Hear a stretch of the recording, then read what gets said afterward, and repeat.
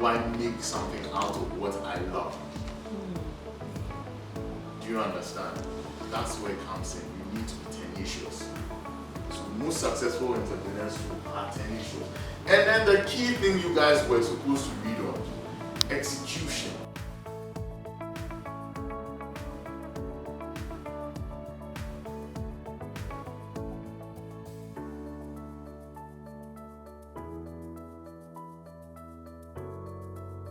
Of 31st night, and then you were there screaming, oh Lord, this year I will do it. 31st, this year 2025. Before the year ends, I will start my big farm. You've written it there. You go and jump, sing, do all you have to do. Then it stays in that book for 6 months. That's not having execution intelligence. That's the problem we have here. People have a lot of great ideas. People have written it down. And I know the Ghanaian story. Oh, the Ghanaian is quick to tell you money. That's the first thing. I didn't have the money to start. But execution intelligence means that you will look for ways and means to pick it off the ground. To move that idea from just being on the paper to actual reality. Are we okay? So those are the 4 key traits you must think about when it comes to successful entrepreneurship. So now let's look at some myths about entrepreneurship so that we get out of those things. First and foremost, yes? Sorry. I think you said 4 traits. Yes, 4 traits. So passion for the business, product or customer focus, right? Tenacity despite failure, and execution intelligence. Now, execution intelligence. Now we have some common myths we'll look at. One of the myths we'll look at is entrepreneurs are born and not made. That is a lie from the pits of hell. Nobody is born an entrepreneur. Your environment defines, or you are a function of your environment. Case in point, I grew up around my father who was a teacher. My mother was also in some form of teaching for some time. I end up becoming a lecturer. Oh, it is in their family. It is a lie. It just happens that because I've been around teachers, I understood or experienced teaching around me so much that it became part of me. My environment is what made me easily fit into that field. I wasn't born a teacher. Are we okay? Same thing. You see some of the ladies on TikTok selling things, and you go and ask them, and then they'll tell you that maybe their parents, their mom has probably been in Mokola selling cloth, and she's used to that, and that's how she picked up the skill. There was one assignment I gave when I teach entrepreneurship in schools, I rather make it practical. And my students did a podcast. One group did a podcast, and they interviewed one guy. I've forgotten his name, but he's pretty popular, and he does the beautician thing. He's a guy, but he does the makeup stuff. And when you listen to that podcast, what the students found out when he spoke, he grew up around women, and they were all into this beauty thing. Fashion. One sister was a seamstress. One was doing the hairdressing thing. Just within that space, he saw the opportunity in there as the makeup thing. Then someone will say, oh, it is in their blood. It is not in their blood. The person is a function of his environment. And if you look at, that's what defines us. That's why sometimes people can't see themselves in certain places. They can't see themselves there because they haven't tried to be there. Their environment has basically made them think or conditioned themselves to be stuck in a certain zone. So everybody can be an entrepreneur. You can learn it. If today you want to go into the aerospace thing, or if you want to go into small-scale mining today, as we speak, you can do it. The reason why you are not trying it is because your environment hasn't pushed you to consider it into your things. But if that's what you want to do, you can go out there, learn it, and do it. Are we okay? The next myth is that entrepreneurs are gamblers. That is another lie. Nobody wants to gamble. Everybody takes calculated risk. Because imagine you had your last 2,000 cedis, and then Jack says he's going to use that 2,000 cedis to start his restaurant. Then he goes in there and then he's like, he just throws it or blows it into anything that anybody tells him to do. That's not what any entrepreneur will do. They would like to make sure that there's going to be some value for money at the end of the day. Entrepreneurs are not gamblers. We are not like the people who are super bet. Because with super bet, if I put in, let's say, 2 Ghana cedis, it is win or lose, isn't it? But with an entrepreneur, you want to go in there. Yeah, you are taking a risk, but there should be some benefit. There should be some risk whereby you do not lose everything. Are we okay? Another myth is that entrepreneurs are moved or motivated solely by money. That's another lie. If you start a business because you want money, you will stop before you even get halfway. And it always happens in our Ghanaian space. I mean, you look at someone who say, oh, this business, everybody is doing something, there's money in it. And then at the end of the day, they start and then they give up. For example, how do we call this thing? This sachet water business. There was a time it was door to door, house to house. Because everyone felt that, oh, there's money in the business. Only to realize that it takes a lot more. If you are moved by money to start, of course, money is important. We all want a good life. But if money is what is moving you, then you will struggle when things become bad. Because, like I was telling you, that's why if you are trying to even register a business in Ghana, they give you like 5 years grace period to organize yourself. Because the analysis out there is that, hey, most businesses don't pass the 5-year threshold. So that should tell you that even when you are starting, you are thinking solely about your profit, which we all do. The moment the business idea comes, you start 3 times 25 times 500. At the end of the month, oh, I'll be getting 3,200 every month. Wow, solid business. Then when you start and it's not coming like that, there's a witch in the house, there's a family problem, you understand. We shouldn't be moved mainly by that. Are we okay? Yes, we are seeking financial reward, but that shouldn't be what should move us mainly. Then entrepreneurs should be young and energetic. That is another lie from hell. Because we all know Colonel Sanders of KFC. He was 60 years when he had his breakthrough. And we know Colonel Sanders because we've read all the books. And he's one of the most popular examples. But in Ghana, we've had so many people who start businesses when they retire, and those things become big staples.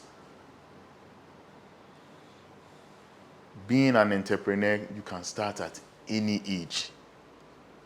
In fact, as I'm here, one of the things I'm thinking about is going into early retirement, because I think that you have more fun when you start your own thing. Because if you decide to be in a space for too long, sometimes you get pulled away from your dreams. But I'm somebody that believes that at the end of the day, when you hear the story of pensions in this country, nobody should tell you that you should be thinking about running your own business. At least you know that what you get to eat and what you get to enjoy your small life before your coffin. You can even go out and shop for your own coffin nicely and get an exquisite one for yourself. Before you go, you know that at least you had a good run. I will always encourage everybody that at a point, do your own thing, because nothing, like when I started, I told you, there's nothing worse than leaving or getting to a point where you can't move as much as you want to, and then you start regretting with the things you could have done. Are we okay? So that's another big myth. Entrepreneurs can start at any age. And then, yes? I would like to ask one question concerning what you just said. Yeah. The point you advise everyone to start Their own thing. their own thing. I have been an advocate for entrepreneurship for a very long time. But for some time now, I'm looking at how everybody is doing something. Everybody wants to sell. Everybody is selling. Yeah. It's also dawned on me that as we are pushing the agenda of entrepreneurship, who would also go and support The another businesses. in their That's business? an interesting question. But you see, Because we are pushing the agenda of entrepreneurship and everybody wants to start their own. So who will go and assist the entrepreneur in in their business? okay, you see, this is where I always talk about when you're starting, you're going for a job interview, they ask you for number of years of experience and all of that, right? Great. We've gotten to a point in this, in our development cycle, where we don't have as many brands as we should to actually take a lot of people under their wings. That's why the whole conversation around everybody being entrepreneurial is actually super high now. Now, there are actual people who do not have plans of being entrepreneurs. You can encourage them to be, but they do not want to be. I've been in a class where I asked my students, someone's like, no, I want to work for somebody. Yes. I'm okay with that. I have also met someone like that. Precisely. And there are people, and there's nothing wrong with that. There are people who are intrapreneurs, or people who would rather help a business grow based on their ideas and their support within a business. And there's nothing wrong with that. Pushing out a message doesn't necessarily mean that everyone is going to listen to that message. As we are sitting here, not everybody has received Christ. Yes. Are we okay? So the message, yes, the message is there, but the message has to get to those who have that capacity and that interest. Remember the 4 traits we spoke about? That's where it plays a key role. A lot of people are not too passionate about even their own hobbies. They will tell you they love doing this. They don't have a problem. They love it. They love it for themselves, and it ends there. To turn it into a job, or no, they won't take that step. And that's fine. So the message still has to be there. I think the message must even be trumpeted a bit more, because we've gotten to a stage where when I hear the unemployment figures, I have a statement I always say, use when I'm in class. I always say that a few years ago, like if you look back like a decade ago, I mean, if you were even a young lady and you got some old man wrapped his head like this, you will get a job. And here, front desk of a bank there, you will get. Now, even Uber fare, you will top up. Times are different and times are harder. Everyone now has to push themselves just a little more. And those who are coming afterwards, unfortunately, the generation just before us didn't push to have more brands stand on their own. So we don't have generational brands that we can say, oh, we are surviving on, and these are what are going to feed the next generation of brands, and then we'll have bigger stuff. No. If you leave the shores of Ghana, you'd realize that the reason why a lot of brands don't think about Ghana is we are too small. And we are too small because we don't have even local brands that push themselves, scaling up, pushing to the next level. And that's been one of our biggest challenges. And the only way we can do that now is, hey, okay, then let's just throw the wire. Anybody and everybody who wants to do something, you just do. If it happens and your own is solid and we can push people under there to push it to become the next big Fortune 500 company, let's push it. And that's how it's supposed to be. Are we okay?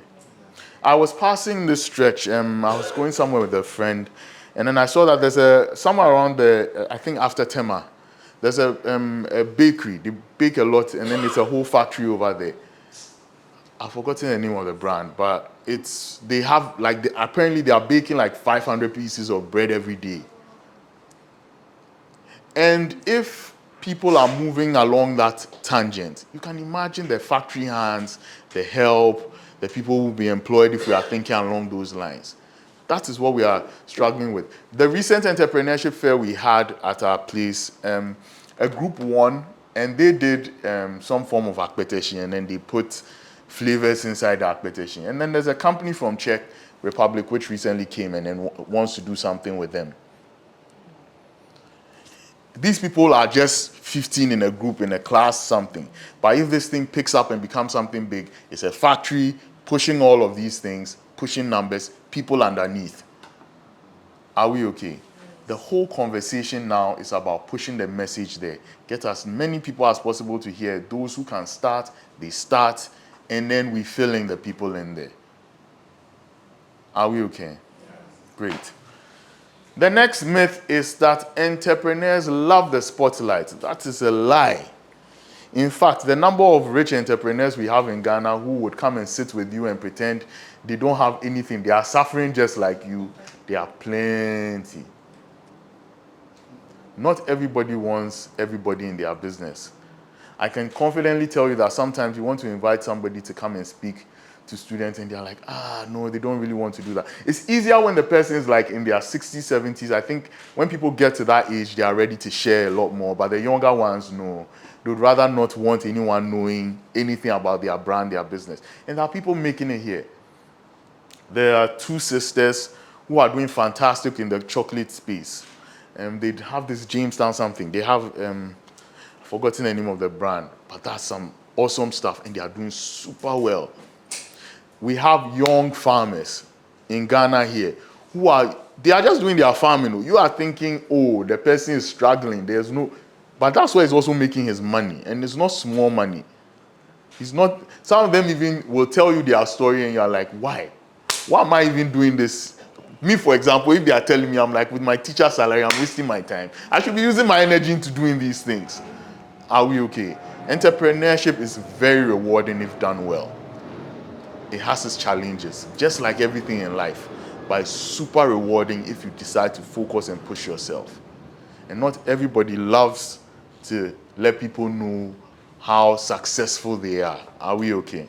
So that's another myth. So now let's look at some types of startup firms. We have what we call the salary substitute. Now this is the one I normally encourage young people to have. You're working somewhere, gaining a skill, you have something you can start or something you can do, you do it on the side. So it helps push you a little, so it gives you a little something to be putting in there. So that when it comes to time to jump ship and say you are being a full-time entrepreneur, you can confidently do it. Then we have the lifestyle firms. Now, these are basically firms you start so that you get the kind of life you want for yourself. For example, I always say that anytime you find a young person doing real estate, the real estate business, normally they want a certain lifestyle for themselves, and that is why they find themselves in that space. Are we okay? And that's one type of firm that's also there. Then we have entrepreneurial firms. So these are firms that basically bring new products and services, what you want to do, a new startup that's basically interested in pushing and scaling. Are we okay? And eventually those become brands. You remember when we are speaking about brands like the Despite brands, right?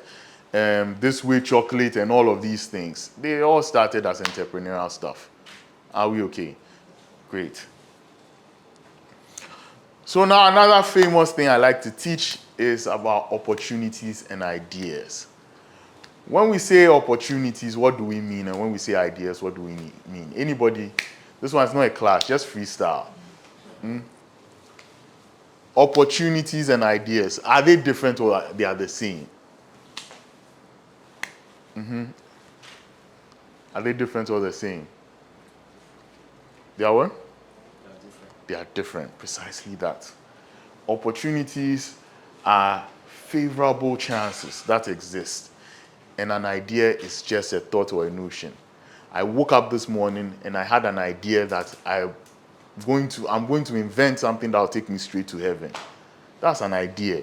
Whether it's reality, whether it can happen, is a totally different conversation. Are we okay? Great.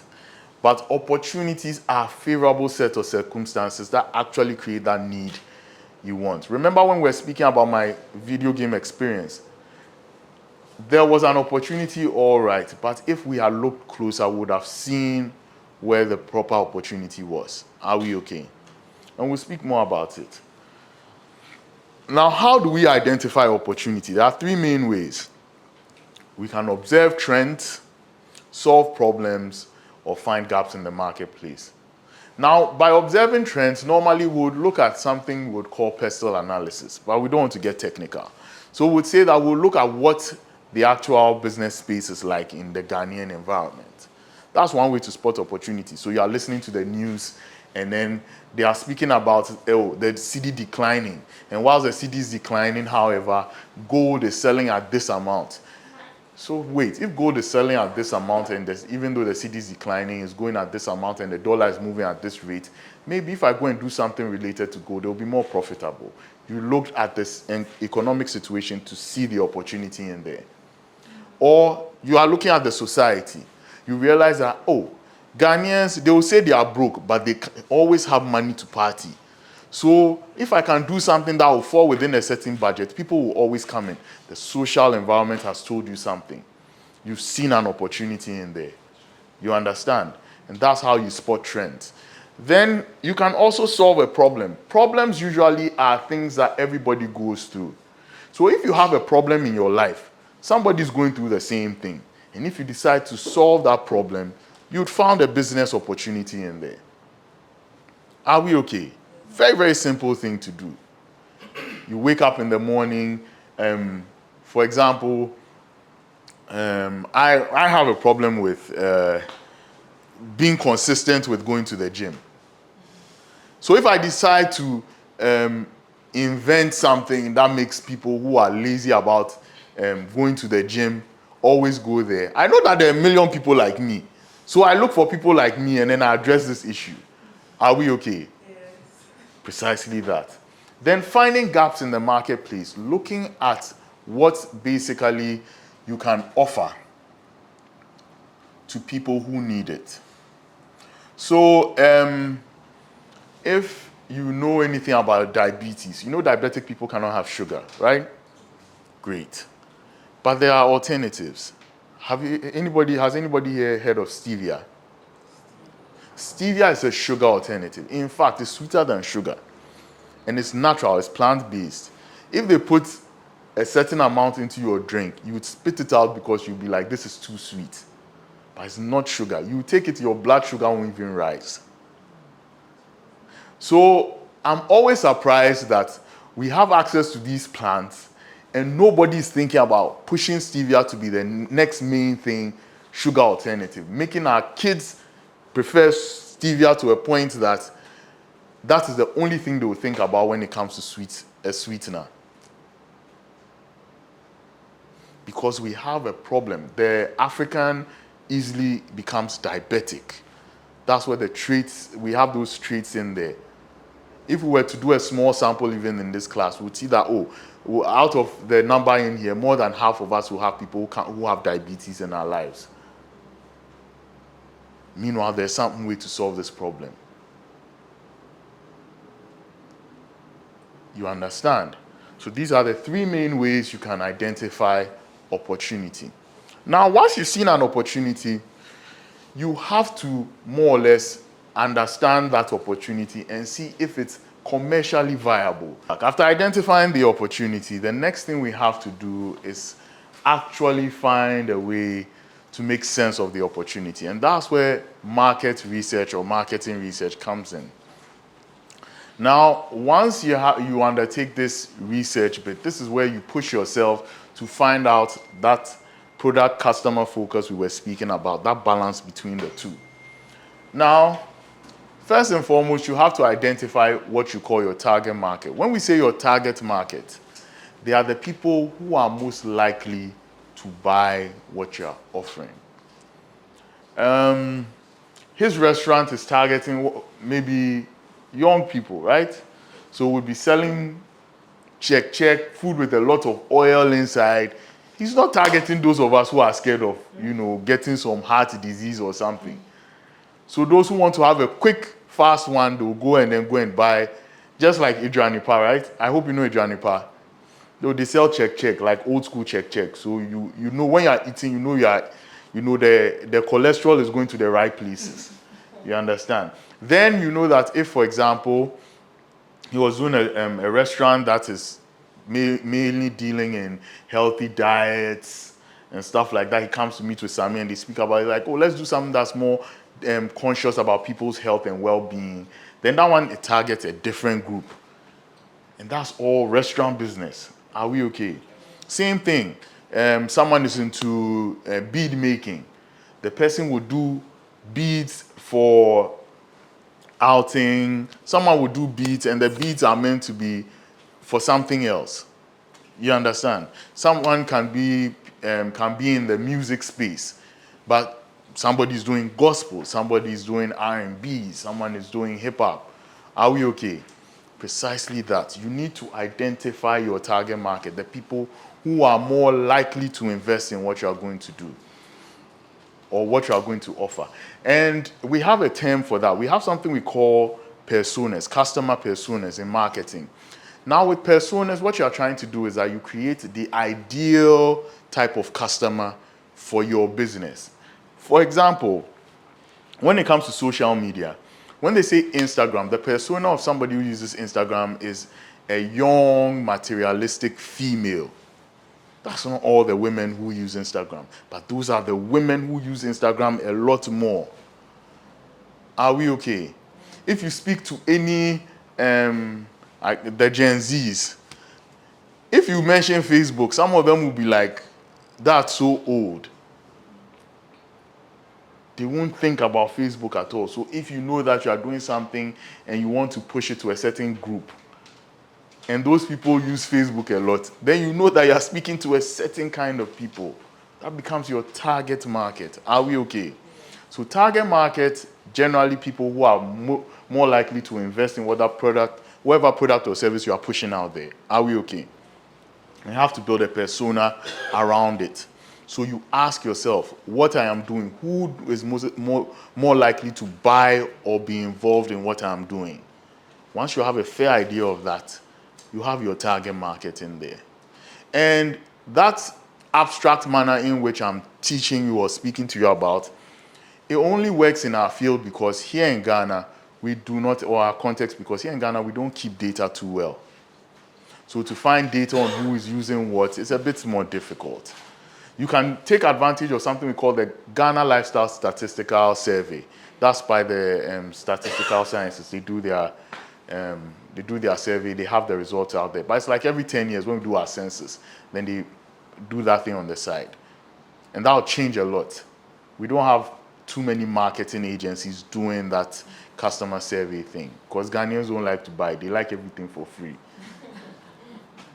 Yes, but generally, you have to ask yourself who is likely to buy or who are the people I want to sell my product to. One of the crazes that's going on in town now is catfish business. Everybody wants to start catfish business because they say, oh, it's the easiest fish to grow and it's in a few months you will get your money back and all of that. I have a lot of people who have tried it and they're like, it's not worth it. Because of that, they don't know who they are selling this thing to. I've always said that I am not interested in that space. But if I had the power to actually move into something within the seafood space, I'd like to do shrimp. Because shrimp is something that a lot of Ghanaians enjoy, but we don't get as much because of the pollution in the seas. So if I understand how to grow some freshwater shrimps, no matter how expensive, I know I'll still get value for money. And it's only because people don't have a big idea of who they are trying to sell to. They think because somebody is selling to this kind of person, they should be also selling to that same group. No. Are we okay? So you need to ask yourself those questions. Then you also need to assess your competitors. Where are your competitors lacking that you can sneak in and actually take the market from them? Because in the business space, we are all chasing one pie. And you have just a few options when it comes to that pie. Either you are stealing, for lack of a better word, stealing a bigger piece, or you shut up and suffer. One of the things I've realized when it comes to business is that business is not sentimental. Just because your friend is selling next to you, she's not your enemy, she's your competitor. It doesn't mean that you should be malicious. There are two different things. I think I think when people hear the word competition, the next thing is maligning and negative sentiment attached. But truly, there's healthy competition. In fact, I have a very good friend. We push ourselves so much. When he does something and I'm not able to do it, I'm happy for him. Then the next thing is like, how can I also do the same thing? And I know he feels the same way too. When I do something, he's genuinely happy for me and he's pushed to say, no, my friend has done this. Me too, I should be able to push myself and do it. That's healthy competition. You have to analyze the business space and analyze your competitors in that. Like I keep on telling you, in Ghana, we don't keep data. So you have to be shrewd in how you understand your competitors. If it means spending money to understand how their business process works, you have to do that. For example, when you're doing your wigs or you're selling your wigs, I think you've seen what your competitors are offering, right? So, for example, recently I bought a wig for my wife, so I know a place called Hair Palace. Have you heard of Hair Palace? Good. They are your competitor, right? You would walk into Hair Palace to ask yourself, oh, how much are they charging for the wig I bought for her? They called it something Michelle. I know it was something Michelle. That one I remember, but I don't remember the rest of the things. And it's supposed to be a straight one. And then one that's MFA that was Kelly. Good. So you walk into Hair Palace and then you start asking, oh, how much do you sell this? When the person says, you're asking too much. Oh, I want to buy your 50 CDs weave on, something that's there. You know that's your last 50 Ghana. But in doing that, you are able to assess what she's doing and seeing where you fit in. If it means you have to go to 2-3 of her branches versus another 2-3 people who do the same kind of thing so that you have a fair idea of how your competitors are operating, it's better than sitting there thinking you know your competitors. You do not know how any business is operating unless you go in there and find out or find some way to find out. Don't assume that what they tell the public is what is running, that's the actual show. You have to go in there and do your underground work. Because in our context, there's no public information about how people are running their businesses. Are we okay? Then, of course, you need to conduct surveys and interviews to be able to assess these things. Surveys and interviews would help you understand who your potential customer would be. You sell, you want to start something in dressmaking, right? That's what you mentioned. Sorry, you braid, great. So you want to do something braiding. So you decide that, hey, you're going to ask a few potential customers what they like. You ask a few Gen Zs, Gen X, and all of that. That's all part of the surveys and interviews. Then you get a fair idea. Oh, when it comes to people who are within this range, they like this sort of hairstyle. For example, I don't think you would see anybody 60, 70 years who wants to go under the 3-4 hour strain of some weave. Like, where is she going to? You understand? But you come down to someone who is in her 20s or late teens. She wants to do the latest thing. She's ready to sit down 5 hours to get her hair braided. Do you get it? But then it is only when you conduct these interviews, then you know how and who you really want to serve. Are we okay? So this bit is super important for these two. These two. Because when we speak about interviews, it's not necessarily always booking people. Even having a simple one-on-one conversation with somebody and keeping the details in your head and writing it down later on, that's actually analyzing information you've gotten. You went to a friend's salon or a competitor's salon, had a long conversation with her front desk person or the lady you decided to do your manicure with. Then you are asking her questions around how they braid in their salon. At the end of the day, after going through 5, 6, 7 salons in the area, you know what the one you have to do for people to come to your end. You understand? So this bit is super important. I wish we had a chance where I could teach you a bit about analysis and those things, but generally, yes, you need to conduct to be able to do the two. Then you need to test your minimum viable product. Minimum viable product is that basic, the most basic product you can offer before you come with the little extras on top of it. So for example, Jack is into construction. The most basic thing people can't afford an architect, right? But they can afford a draftsman, isn't it? So because of that, you would maybe come up with a package whereby anyone who wants to be a homeowner, you have a draftsman on standby and not an architect on standby. Maybe the best you do with an architect is have, if you had an estate dealing, you have one design out there that your draftsman has designed, you send it to him to approve or have some look at it and then give his comments on it. Then you know that you are done. From there, the draftsman just copy what you've seen for our clients. Are we okay? Precisely that.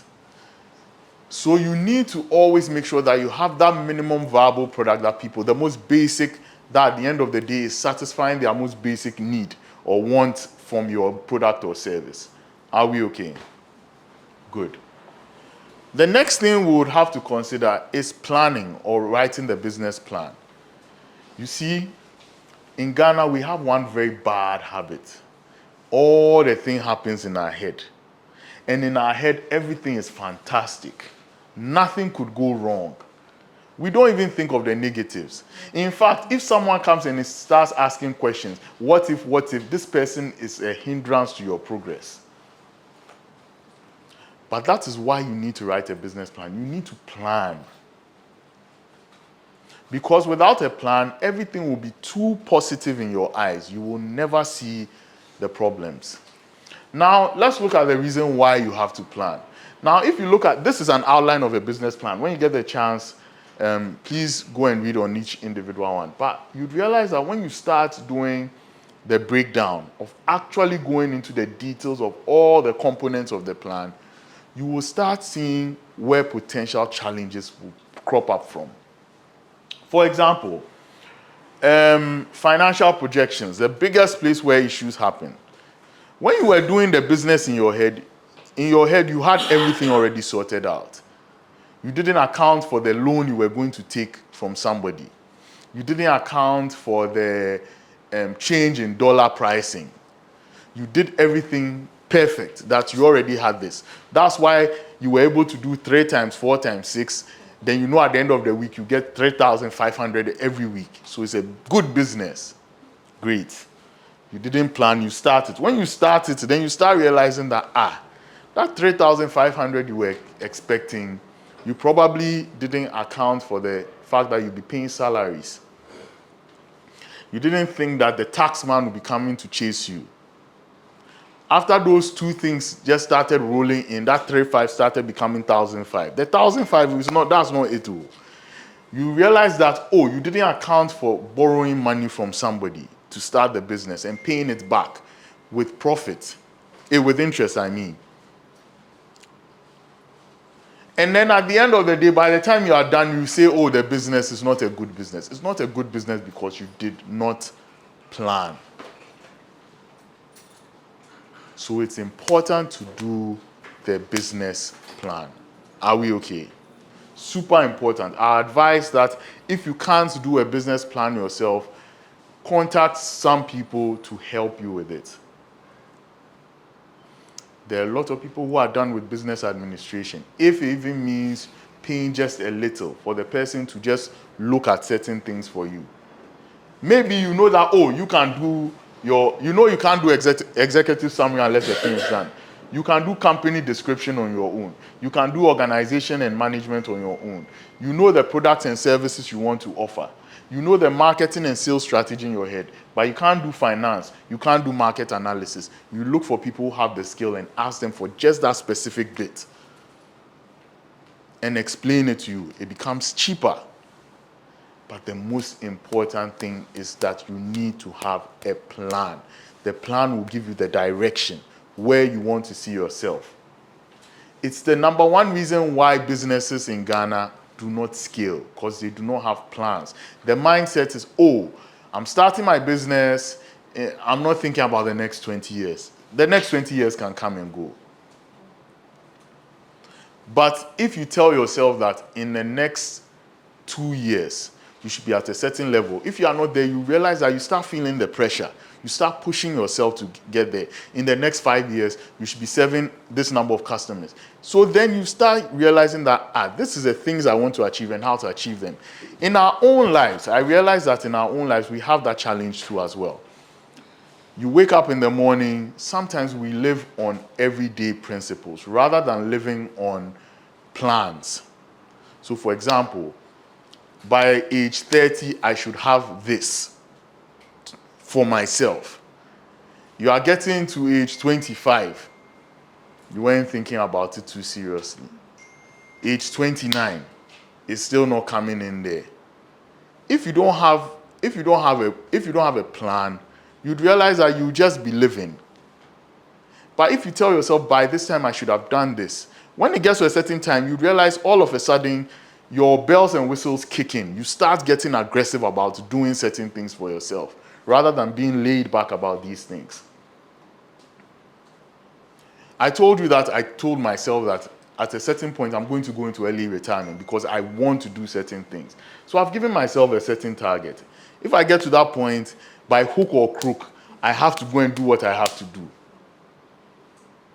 And that is the importance of planning. If you do not have plans, life will just pass you by. Same principle applies to doing business. If you don't have a plan, you will just be moving with the wind. Are we okay? Great. So we need to work on getting a plan.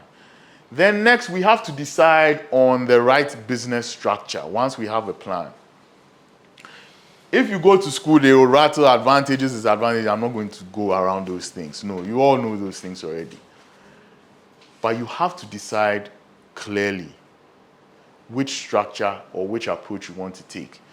Now, in Ghana, these are the three main types, right? Sole proprietorship, partnership, limited liability company. They all have their advantages and disadvantages. The biggest disadvantages between these two is that liability is entirely in your hands. If you mess up, they are coming for everything you have. Are we okay? But with limited liability companies, you're only limited by the investments you have in there. So once your investment is lost, that's it. They don't come for your assets. And that's one of the reasons why when I hear people complain about a defunct company and they are shouting, government should retrieve our funds. But the thing was a limited liability company. What do you want? The owners can't do anything. They are limited by the amount of shares they have in the business. Are we okay? Great. So you need to understand some of these things. But choosing a business structure, this is our number one problem in Ghana. This. Sole proprietorship. People start businesses and they become attached to the businesses like they are kids. It is great. In fact, it is good when you start like that because that's where the passion will drive the thing. But it gets to a point the business must scale for it to be grander and allow bigger opportunities to happen. And that is why we have been suffering in this country. Because someone feels that letting go of 100% so that the business will change from sole proprietorship or a partnership to an LLC means that he's going to lose control of what he started, his baby, and that's a problem. Meanwhile, your 3 children you've had, all of them are not interested in the business. In fact, they can't wait for you to die, get sick, so that they just stop that nonsense and move on with their lives. Because this business in itself, it has brought its own problems to the house. Succession plans. Are we okay? It's a big conversation in the literature. But you realize that in Ghana, the reason why we are not scaling up is because people want to hold on to everything. Sole proprietorship, partnerships, they want to hold on to everything. You've done the business. Now everybody knows the business within the sub-region. Then instead of you allowing some Ivorian investor to come in and buy 60% of the shares, you keep your 40%. The business will grow and start moving from making $1 million to like $20 million and be chopping 40% of that $20 million profit. You want to hold on to your 1 million because you are okay and it's 100% for you. Why? Meanwhile, if the business was to expand 200, 300, 400 years from now, it has a better chance of helping generations unborn within your own bloodline. The Cadbury brothers, we speak about them, we enjoy their chocolate. 2 brothers started something. Now anybody called Cadbury is having a good time in their life, then you ask, what were your forefathers doing? Precisely that. It's time for us to restructure our thinking when it comes to ownership. Yes, you started the braiding business, but now your customers have become large and somebody has seen the potential for this to extend beyond the shores of Ghana. Let it go. If you let go of a little ownership and the person is seeing the business in the same direction you are seeing it, what is wrong? Steve Jobs, when they started Apple, right? It was always a fantastic story. He was kicked out of his own company. I hope everybody knows that. Kicked out of his own company, eventually started a competitor company. When the company started going down, they invited him back into the company. They bought the company he created, and that's how he got back into his old original company. You do not see any of the billionaires owning 100%. Elon Musk has less than 10% in Tesla. Started PayPal, sold off his shares, and that's how money is made. But no, Africans want to hold the thing 100%, all for me. Let everybody know that it is me. I don't know why that mentality is so big over here. But if we want to move beyond where we are currently at and make it such that our generations unborn will benefit from whatever ingenuity we push now, then we have to start thinking like this, letting go a bit. Are we okay? So currently what I tend to tell people is, or my students, what I tend to tell them in class, I like to push the partnership narrative. I like to move people away from sole proprietorship because they get too attached emotionally. But when it's a partnership, two people, they feel, okay, we've all put in our efforts, so they work at it like that. And then when it grows to a certain point, let it go. If someone is willing to invest so that you let a bit of power go or ownership go, you let it go. Usually the money is even better. Bill Gates has less than 1% in Microsoft, but that 1% is, he has too much money. Meanwhile, Auntie Ya selling wachi by the roadside doesn't want to think along those lines. It tells you the difference. Are we okay? Then let's look at funding options. The big important thing. Why haven't you started that business? Oh, because of money. Because of funding options. Well, there are two main types. There's debt and equity financing. We are so accustomed to debt financing in our part of the world that we do not like, or we do not know that there are other ways to look at getting funds to start businesses. For example, when we think of debt financing, think of anything that's going to put you in what? In debt. And equity financing is anything that's going to let you lose ownership. So give me money for ownership, equity financing. Debt financing, give me money, I owe you. Are we okay? Great. So some of the key options we have something we call bootstrapping. Now, bootstrapping isn't necessarily debt or equity. Bootstrapping is basically making you do with what you have. So, for example, you want to start a business, instead of employing new people, you would go to National Service Secretariat and say that every year I need 10 students from XY University and people who have studied this course, so that it reduces your thoughts around employing people. Are we okay? Finding ingenious ways to cut costs. That's bootstrapping. Now, bootstrapping isn't necessarily a key funding option, a key funding option, but it's a way in which you can manage or organize yourself so that you can not only take better advantage of financial opportunities that you have, but also limit the chances of overspending or going beyond your own budget. Are we okay? So ingenious ways. So you are starting your braiding business. You decide that, oh, your mom has some combs already. Why do you need to go and buy new combs when you can work with those kinds of combs? You understand? That's bootstrapping at work. Now the main thing is friends and family. That's where it starts. Your friends and your family can give you money to start and you owe them in some way or form. Just that one comes without what? You don't have to pay any interest, right? You take money from your brother, you don't pay any interest. Take money from your wife, you pay interest. Take something from... I should tell this story. I remember when anytime my wife is going to start any business she has and I have to give her the money for it, I know that if I ask for interest, it's pointless. I'm not going to get the interest. It won't even come. If even the money is coming, I don't know what is coming. Don't tell me. You understand? Same thing. Friends and family is like that. Are we okay? But yes, it's a good source of financing or funding your business, because your friend can easily give you 10,000 cedis to start a business and tell you that, please just give me my 10K back. I don't want anything more than that. You can decide and say that, oh, based on the relationship, because you gave me this, let me also add this. But usually it's the easiest. That's why you normally don't get. But it's a form of debt financing. Are we okay? Debt financing, are we? Then we have the almighty debt financing star, bank loans. That is the only one we are used to in this part of our world. So you wake up, you look at how much the bank is charging if you go and take some. You are taking 5K. And then they are telling you to bring back the 5K, and then you have to add 2K to it. Jesus.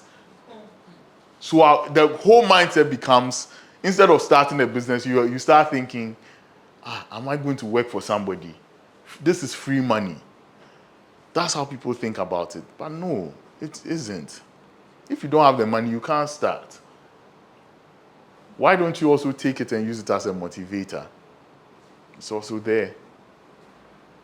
There's nothing wrong with taking bank loans, but understanding you can only take bank loans when you do it the sequential way we are thinking about it. When you have a plan. If you have a plan, there's always a backup. In case this doesn't work, you know a way around it. But if you are just going to take the bank loan on that happy thought that there will be no problem, you will regret it. You know the interesting thing, right? There are so many people who have money. They even have more money than they should be having, but they'll always be taking bank loans and using it to survive. Not because of anything, but if they take that loan, they know that sometimes, of course, they have certain benefits they have from doing such things. But sometimes when people work on loans, especially SMEs, when they take loans, they are fueled to actually try and achieve their aims and not joke with things. If you've gone to take a loan of $10,000 and your worker is coming to work at any time he or she likes, nobody will tell you to fire the person, if even the person is your blood.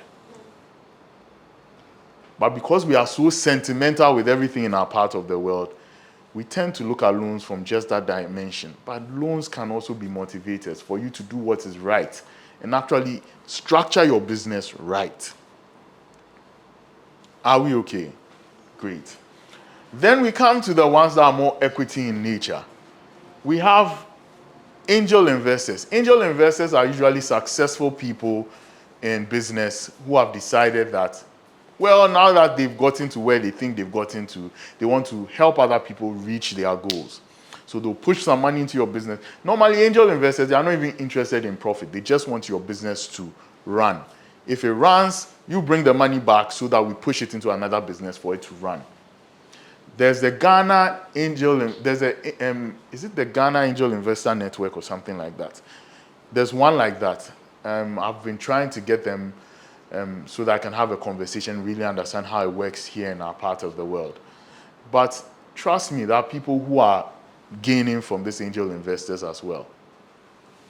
Then there's also venture capitalists. Venture capitalists, they are into business. They'll put money into your business because they see potential for it to grow beyond or scale up, right? And they are interested more in scaling businesses. They don't want startups. Some do startups, but most of them want to scale your business to the next level. Are we okay? And venture capitalists, we see it all the time. I think some Ashesi students started some farming business, and they had some good seed money pushed into that business. They are there. They are ready to look into your businesses and support. but you need to have structure. And structure only comes when you have planned things properly. Are we okay? Funding isn't far away from all of us, but we are so hell-bent on looking at, first and foremost, I would always say it, 100% ownership. And we are so hell-bent on, loans are bad, that we don't even see the positives in other ways of getting money to push our brands. Venture capitalists too, sometimes will give you the money and then they'll take some ownership of the business as well. Are we okay? You let it go, you let a bit go and then they take ownership. Angel investors, some of them do that. They'll push in the money, then you let go of some ownership and then they help run the business. Are we okay? Then crowdfunding, the most popular one. People come up with an idea, they push it on certain platforms, and then by means of social networking, people invest into it to have access to the product when it's ready. It used to be pretty big in the early 2010s, especially with tech companies. So people will come up with some type of phone, they'll look for some crowdfunding, people will fund the project, they build the phone, and then those who funded the projects are the first early adopters of the project. A few game consoles too were made like that. Nowadays, I don't hear too much of crowdfunding. I think globally, we are all feeling it in our pockets post-COVID. Now, let's look at setting up our basic operations. Now, we need to look at certain things. Choosing our business location. Location is super important because most customers are looking at their convenience. Are we okay? But location can do a lot of magic. Why do you think people pay thousands of dollars for small spaces in East Legon? Can anyone tell me why? Oh, this is a passing thing. Yes? I believe it's a business center. Oh, no, yeah, and then it has some level of kind of people. The kind of people who live there. And So a class thing. Yeah, class thing, yeah. And Okay. their purchasing power. Okay, so look, you see how she's thinking about it, right? But you can go to certain places in East Legon and I can tell you that the people who stay there, they've never even dreamt of going to buy from the people there. Yes. And that is something that you should always look at. Where you locate your business is super important. It tells a story. If your business is located in the heart of Mokola, it doesn't mean your business is bad, but it tells a story. So remember the target audience we were speaking about, or target market we were speaking about. You look at those things to inform where your business will be. Luckily, there's a new place where everybody can be, and it's called online. And online, you can hide and be as classy as possible.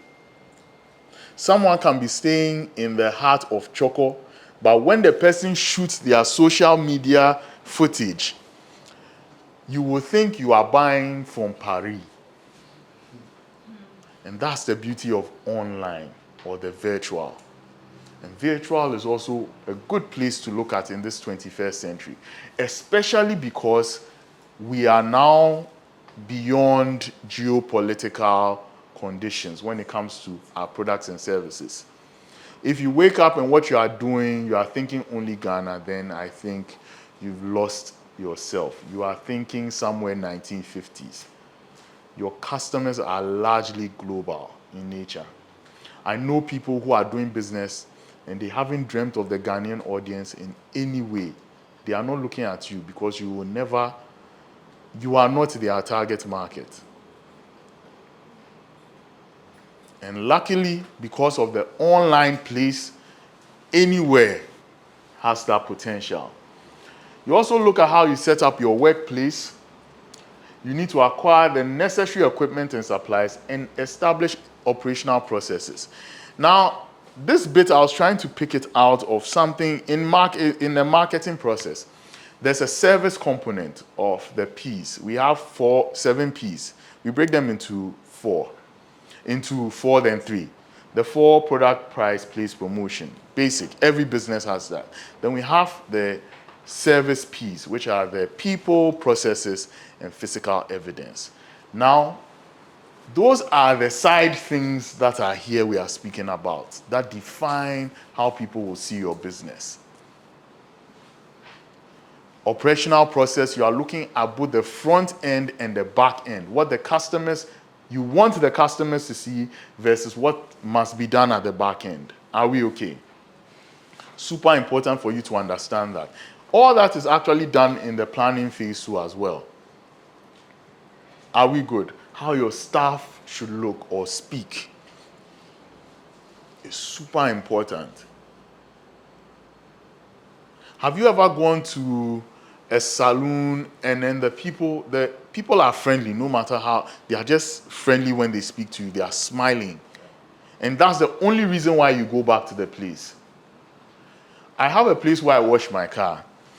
And that place, sometimes I'm like, when I enter a place and I start thinking, oh, these guys, they are not cool.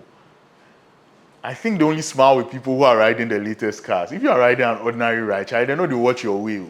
So, and then I have another washing bay. The guy sees me and he's like, oh, Charlie Chief, how be? I'm like, oh, I think this is the place where I start washing my car. Precisely that. In setting up your basic operation, that's how you think. If you feel you can't afford East Legon, maybe you should be hiding and rather polishing your workspace to look the East Legon. Condition your staff to look the East Legon on camera. And then you deliver. And that's the beauty of what online has come to do. Are we okay? Good. Then the most important thing, building a team. We tend not to appreciate things that we are too comfortable with. Even in our own lives, it happens. Our personal relationships. You don't value your mother or your father until they get sick. Or they can't do the things they used to do again. You don't even value your own husband or wife until something happens and then you start thinking, oh, if it was my wife. If you go and ask the men who even have side chicks, they'll tell you that. Are we okay? So generally, building a good team is super important. You need to build a team that you can trust and a team that you actually are on the same page with. How do you do that? First, you determine your staffing needs. Remember I was telling you about bootstrapping. You started your business. And your business, you can only employ one person to pay that person well. Employ that one person and look for ways you can find cheaper alternatives to fill in other roles. Because one thing about people is that they have their personal needs. And if those personal needs are not met, they can't come to your business smiling. You pay your worker 500 Ghana cedi. That's what you can afford. Honestly, if that worker is not a 500 cedi worker, don't deal with that worker. It is better you take your time till you find that one rather than employ the one that seems like, oh, I will take that 500. Then, after 3 months working, the person starts coming to work late. Today, my auntie. Tomorrow, my grandfather. Tomorrow, my cat. That person is indirectly telling you that the money no good. So always look at that bit first. Your staffing needs. Do not rush. There are so many ways you can get cheaper alternatives. Make your business open to universities, for example, for internship programs. Your office will always have people to do something. Remember that you are not going to be at the same place forever. It is those things that, like I keep on saying, because we do not move with plans and goals, we end up thinking so much about the negative and the hindrances. Eventually, after someone does internship with your business and your business picks up, you realize that you can now employ 2 interns. The 2 interns, after a while, the business picks up, you can add some 3 more to it. And that is how we move. Are we okay? The next thing is to make sure that you have precise job descriptions for the people. People must know why and when they are coming to the office. And that is why I appreciate what happened with the COVID pandemic. Because one thing it taught all of us is that time is a super valuable resource. Why should I be sitting at one place for 8, 9 hours, struggle in traffic 2 hours, and then get very little work done when I can do it in 3 days and know that the other 2 days I can be doing something else? I've always been an advocate for not the remote work conversation, but I think what we've learned from COVID is that we don't need to be in the office all the time. It's a waste of money, especially for people who want to be entrepreneurial.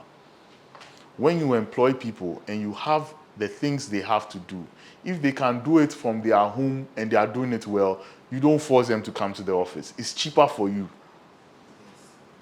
You momo the person their salary, you send it by bank transfer, they don't come and use your water, your electricity in the office.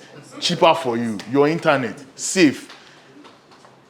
Because in the job description, you are telling the person that you should have access to internet. That was what you told the person.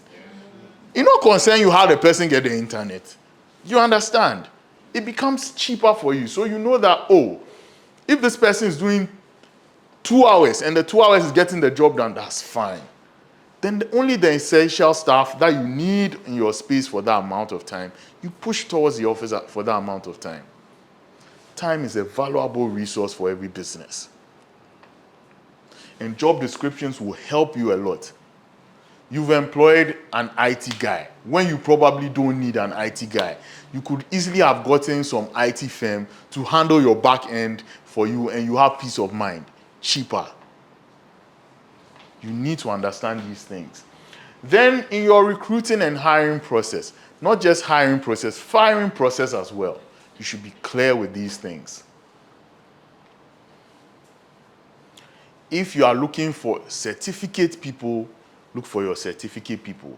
If you think the job you are doing is more vocational in nature, hands-on, you don't need that, think of that. The conversation now has gone beyond who has a degree to who has the skills I need. And you should be clear in your head with those things, how you recruit.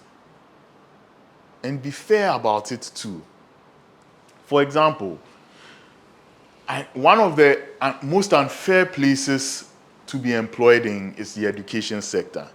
I can confidently tell you that. Not because I'm in it, but my parents also have a small school, so I know about it.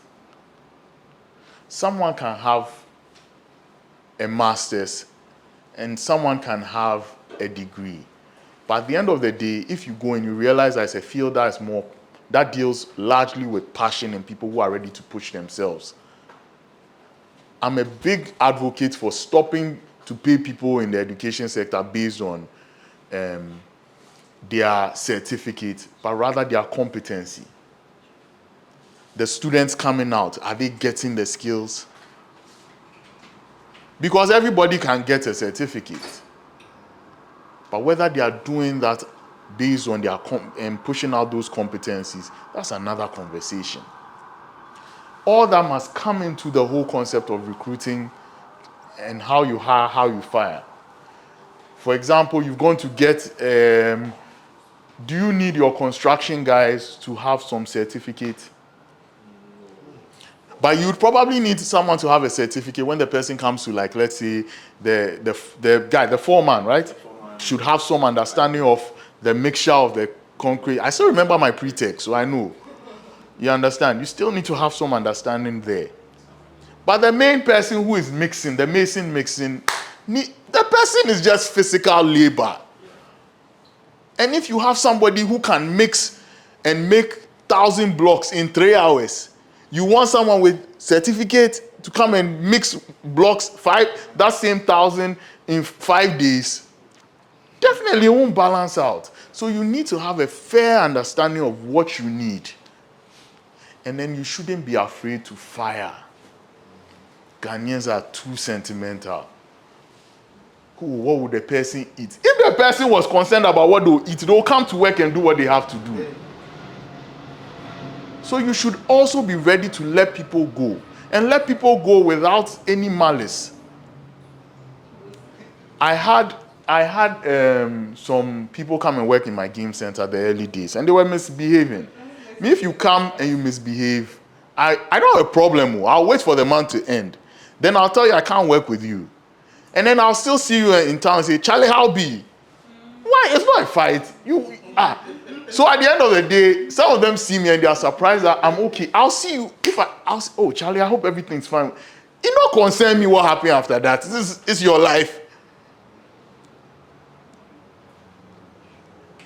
And you realize that we put too much sentiment in things that shouldn't have sentiments in. If I have my own brother misbehaving in my business, I will sack him and tomorrow we'll go and eat and play video games together. Because that's how it should be. In many ways, I always think that if, for example, the banks, right, were forcing people to take more bank loans to run their businesses, and the bank is on your neck every day, you'll be losing your property, you'll be losing this. Trust me, all this family business communities we have in town, it will stop. You will see a lot of business owners pushing their kids in only if they realize their kids want to do it. And it's an interesting trait I realized. So if you look at the Lebanese guys, I've had a few friends from there in Ghana. What they do is that by the time you are in JHS, there's no holiday. As you are having the good time and we are taking you to all the places to eat and chew, come and then start working in the family business from scratch. So by the time the person is going to university, the conversation is, oh, but you can wait. You can wait. Before you realize the person is so into the business, after secondary school isn't interested in going to uni. Would only go in because he wants to learn a new skill or something. And it's all because of some of these things. Are we okay? Please do not be afraid to fire when you start as well. And we've spoken about bootstrapping, so considering outsourcing some of the things and in-house stuff. Now, marketing. This word is used rather loosely in our context. But at the end of the day, when it comes to marketing, you are looking at satisfying your customers and doing it profitably. That's the long and short of what marketing is. So the lifeblood of every entrepreneur is actually is marketing, supported by HR and finance. The main business of any entrepreneur dwells in the understanding of what marketing is. Now, when it comes to a conversation around developing a brand is also another loosely used word, but it takes some time. If you come into the academic space, yes, because you've built your signage, your wording, all of that becomes brand. But in the real world, it takes a long time to become a brand. For example, if I mention Peace FM right now, Peace FM is a brand because everyone can associate with what it is. They've created the right associations. If we say Peace FM, and today they tell you that Peace FM is supporting a show, maybe it's hosting a concert, and their top artist for the concert is, Shatta Wale would be fine. Let's say if we mention Oforian Ponsan, Shatta Wale, yeah, it makes sense, right? But I tell you that the top artist that they are bringing is Adele, or God rest her soul, Whitney Houston. That's not with the Peace FM. They've created associations. I just want you to understand that to create brands means that you should have some key associations with it. Peace FM is largely for the people that are Khan-speaking people, or people who can understand that language. You understand? Towing their programs and things towards interest of people who enjoy that space. Do you get it? So brands are a totally different thing. You build it over time. Are we okay? So it is something that you start your business and you try and be consistent with the things you do. So for example, you are doing catfish. Your catfish is organic. You don't grow your catfish with juices and pumps to make them become big. So that's what you are doing. Don't shift. Do things so that you are able to define who you are. is super important for marketing, because at the end of the day, when customers start thinking of things, they think of brands first. For example, anytime I'm craving chicken, the first thing I think about is KFC. And it pains me. Why isn't it Popeye the first thing I think about? Because Popeye hasn't pushed to make, what's the name, chicken their main thing. Do you understand what I'm trying to say? Even though they are a top fast food brand, I'm just trying to let you understand that whatever space you find yourself in, or you want to go into, try and be consistent in there, so that people can think of you when they are thinking of that product or service. Are we okay? It's one of the key ways to build a brand. Now, you also have to create some good marketing strategy. Now, your marketing strategy finds a fine blend between your product, your pricing, where your customers and how your customers will get their things, how you promote your things. These 4 key things are the key things that drive your marketing strategy. Case in point, if you are looking at any of the, which product? I want to give a product that's so much for the masses. Any product that comes in mind, everybody takes that thing. Any product. Okay, which one? Kivu. Okay, let's go. Kivu. Surprisingly, I've never had anything of theirs before. What do they do?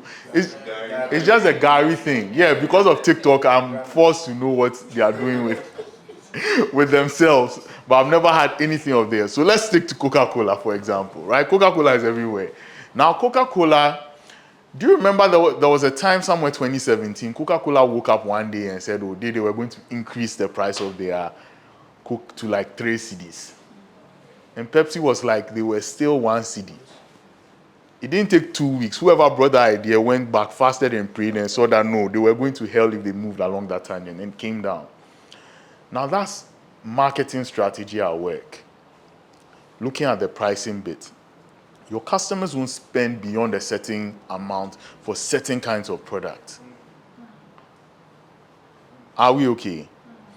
And that's where things like the brand conversation I'm speaking about also comes to being. When you create a certain standard for yourself, consistency for yourself, you then become the marker for these things. Are we okay? But till then, if you haven't gotten to that point where you are a marker for these things, it's better you scale back and look at what your customers would pay the maximum for when it comes to that product or service, right? And that's what will hit something we call your pricing strategy. Your product development strategies, those ones will be affected by what your customers want. Are we okay? This is just a loose general way of looking at these things. But marketing strategy is super important because it is driven by your customers' wants and needs. Are we good? Great. Then you have to make use of digital marketing channels, but you have to be careful the one you use. For example, not every product can be sold via TikTok. Not every product can be sold via Instagram. Not every product can be sold via Facebook. You should be very subjective in what you do. For example, if you are doing what we call B2B business. B2B business means that whatever you are selling, you sell to businesses, right? Sometimes you don't even need these social digital channels. You actually need to go in and do some personal selling. Are we okay? So you need to understand, but yes, in this day and age, you cannot do without the digital channels. Then you also have to network and build partnerships. As an entrepreneur, any chance you get, be ready to tell people you do something. If someone is speaking and you can chip in construction inside, you chip it in there for the person to say, oh, you do construction? Now, the reason why it's important to do that is this. The person has you in their contact, right? Because maybe you went to an event, you spoke, you told the person that, hey, you do this. Or you force what you do into the conversation. So the person now knows you do this. Now, if the person is somewhere and the person thinks, oh, I'm looking for someone to do this, you would fall within that thought process. So it's super important you also network and build partnerships. Every chance you get, you come to this project, you are sitting with people in conversation, you pass what you do. You go to some event somewhere where you have a chance to showcase what you do, take advantage, do it. Sometimes it won't happen now, it will take some time, but when it's time, you would actually benefit from these things. Nobody knows what you are doing. Everything you are doing is in your head. You can be the best graphic designer. If you don't push yourself out there, the crappy guys are the ones who will be getting the deals. Not because of anything, but they are pushing themselves out there. Are we okay? Great. Now you also have to implement customer acquisition techniques. Acquiring customers by hook or crook. Either you would give them some discounts, right? Or you find some way to tell them that first 50 people who buy, they will get this. Those are all part of your marketing strategy, actually. The promotional strategy you would use are ways to acquire customers. You have to think deeply about these things. But one interesting thing about customer acquisition you should know, it is difficult to get one new customer, but it's super easy to maintain someone who has bought from you before. So when you acquire customers for your business, you have to find ways and means to keep them. In this era where customers are spoiled for choice, it's even more important. It means sometimes you have to ask people who have left you why they left, for you to understand and remodel your business around some of these things.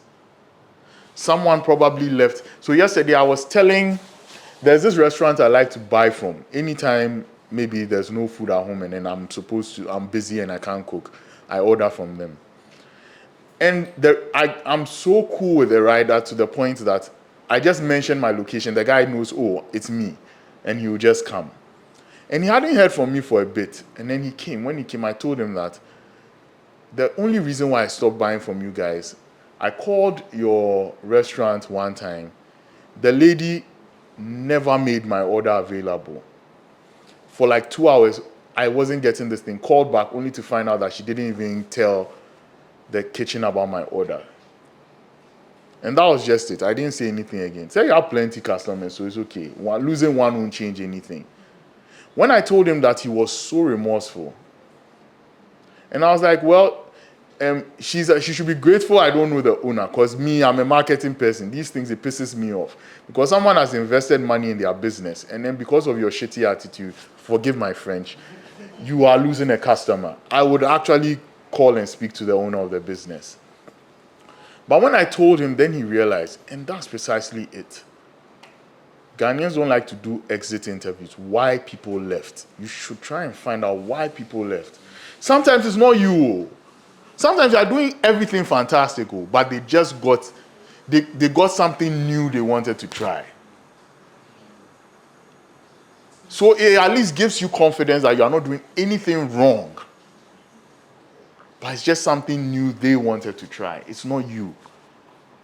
You understand? So customer acquisition is super important. When you get them and they leave, it's important to find out why they left. Are we okay? Yeah. Good. Then we come to managing finances. Now with managing finances, I will tell you this. With all these things I've written over here, I'll speak about only one thing, which is super important. Consider hiring a professional person. Look, you can't do it yourself. If you don't have the skill, you haven't gone to school to learn accounting, don't waste your energy. The reason why I'm telling you this is because of time value. The time you will spend trying to do all of these things, you could use it to be pushing the business. It doesn't mean you shouldn't learn about it. You should have the basic grasp around what is happening with your business in terms of the monies. Understanding how to set up a business account, you can go and find that out yourself. You can read on it. How to set up your accounting system, whether you're using QuickBooks, whether you're surviving on Excel, you define it yourself. When it comes to cash flow management, it's just about record keeping. You keep the records. Now the math and science behind it so that you can go and meet GRA and fight. Go and get a professional. Because a lot of us sitting here, we don't understand it. That tax rebates you get because you've done some things. But all of us are sitting down here and we are letting the accounting students feel useless, and then they become entrepreneurs and say they are doing something. I always say that one of the things that I would, now that I'm much more exposed, I would always push in any business school I go into, is that accounting students shouldn't be sitting in the classroom. We should be sending them to Mokola, go and pick a client, and just work on their books. If they decide that they will pay you, fine. If not, still sit there, acquire knowledge and skill in that space. We don't need people rushing to go and learn ACCA and QACA and those professional things. Because they have gone to school to understand the bookkeeping properly. You keep your records, let them organize your records for you. It won't kill you. Are we okay? Great. And it will help you. Yes? I think one of the reasons why most people are also skeptical about the accountant is the fear of they stealing. The fear of the person stealing your money without you knowing and seeing. I think it's one of the greatest reasons why a lot of entrepreneurs are skeptical, because your business is young, your business is not really out there, and you now go and hire someone who knows how to add zeros and to take out zeros and the rest. Okay, so now let me tell you why that fear isn't a valid fear. First and foremost, the person accounting doesn't have access to your money. The person's accounting, taking records and just making sure that the records tally. You are saying that you have 20,000 CDs in your account. Now, this person, being an objective external person, would be better for your business, because it is only when he does it that you come and understand that you should have had 30,000 in there, but you ended up spending roughly 10,000 on unnecessary things. Sometimes, like I told you, just like the bank loans thing, we allow too many unnecessary negative what-ifs to stop us from doing the ones that will help us progress. It's even better to get an accountant, because the person has no business with the physical money. You are paying the person for the service anyways. He has no physical business with them. He wants to hurry up, do the thing, go and get something else to do. So he'll be very objective in his dealings. Now, let me give you a classic example. When your salary is paid, do you know you spend a lot on your subscription services and other things? Your social life, you never account for those things. That 10, 20 CDs donation for someone's wedding, to 100 CDs for someone's engagement. You went to the passed by the roadside, saw some nice shrimps on the way. You wanted to chew, you bought it. You don't account for it. Then you be like, hey, where's all the money going to? Or some draft is in my account or in my house. No. But you see, that's how the accounting bit will come and check those things, especially for a business. If you have an external accountant checking things, you realize how much unnecessary spending you are doing. You get it? So that fear of someone taking your money is not valid at all. It's not a valid fear. Yes? I think for there's maybe the need for an accountant or someone with a financial background is the charge for a startup. We feel like I can do these basic things on when I scale up. Then you go for but before we realize the harm has been caused. And second thing too is sometimes you are used to doing things a certain way. When they come in, they want to change the whole method. The whole process, and it's difficult for you to adapt to the new standard they want to. Maybe they are bringing something new that's not like maybe designed for your setting. So sometimes it makes that like you're always fighting them. So there's no need that relationship. It's a good thing you mentioned this. So actually, I was speaking to a friend who's with PwC, and she mentioned that she's supposed to help a firm develop something around their ERP, right? And that's based on understanding their business first. Great. Now, the challenge we have in our context is what I told you. Somebody has formed this auditing firm, has junior accountants, they are charging big money. So I mean, brands are created. Your friend will say, oh, this person is the best auditing firm. They have accounting guys who do this for you and all of that. And you end up doing all of wasting time. Same thing. I'm just saying that sometimes, rather than going for the big shot guys, there's nothing wrong engaging university students who understand the principles of accounting. They understand it in one method, but just like what you are saying, they are much easier and more receptive to understanding that businesses do not work in silos. Every business is unique in the way they approach things. And it pushes that ingenuity in young students.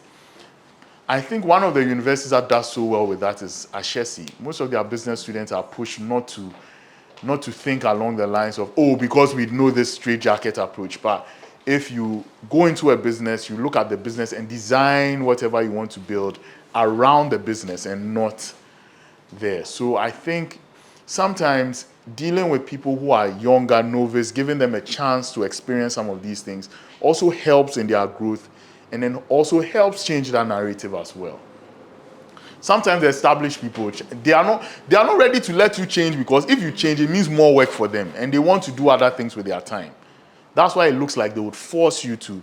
But I think if we start letting these young kids who understand these things get involved in our businesses, it's not a bad thing. There's nothing wrong with walking up to a university business development unit and asking for 2 interns. No lecturer is going to go out there and push the lazy students to you, because nobody would want to disgrace themselves. So take advantage of these things as young businesses. It's cheaper anyways. How much will you give that kid? His transportation and food. And he learns something, or she learns something. Are we okay? Great. The same thing actually applies to this last bit. We are almost done. This is the last one. The legal consideration and compliance.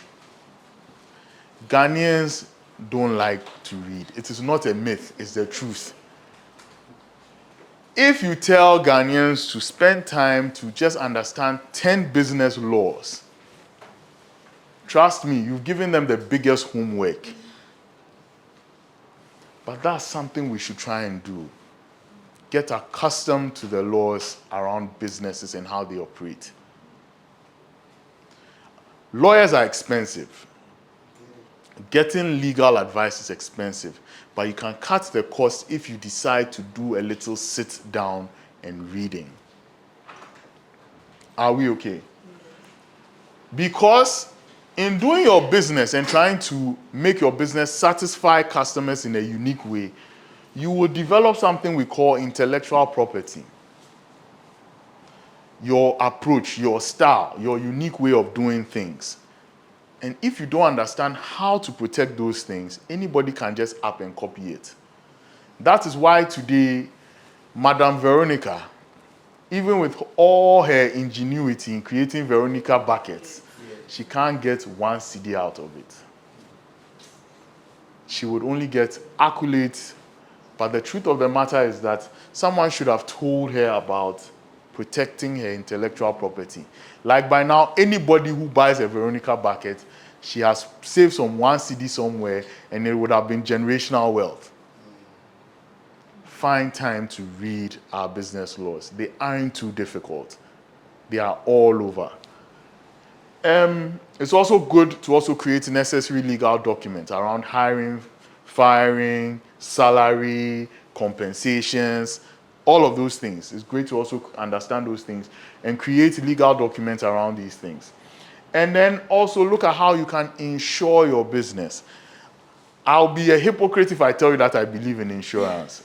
I'm one of the guys who, when the insurance guys come, I'll tell you that you are letting me live on probability. My life is already a probability if I'm in Ghana, because there's no 100% if you live in Ghana. You understand? I mean, we were sitting here and then the debt restructuring just happened.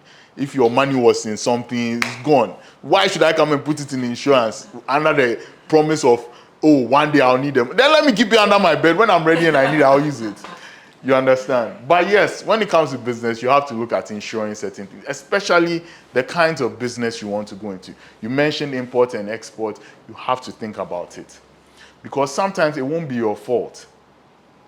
The plane crashed, all the products and things got burnt. What do you do to your customers? People will cry with you, oh, the plane. 3 months later, boss, Charlie, I need my money. Did you see the video of the Chinese man crying when the Accra, some places got burnt just recently? It took them like almost 7 days. Hey, Ghanaians here now, we don't care. Why? We are all waiting for December 7th, so we don't want to do anything. But Accra was burning, and then there was this picture of this Chinese man sitting down crying.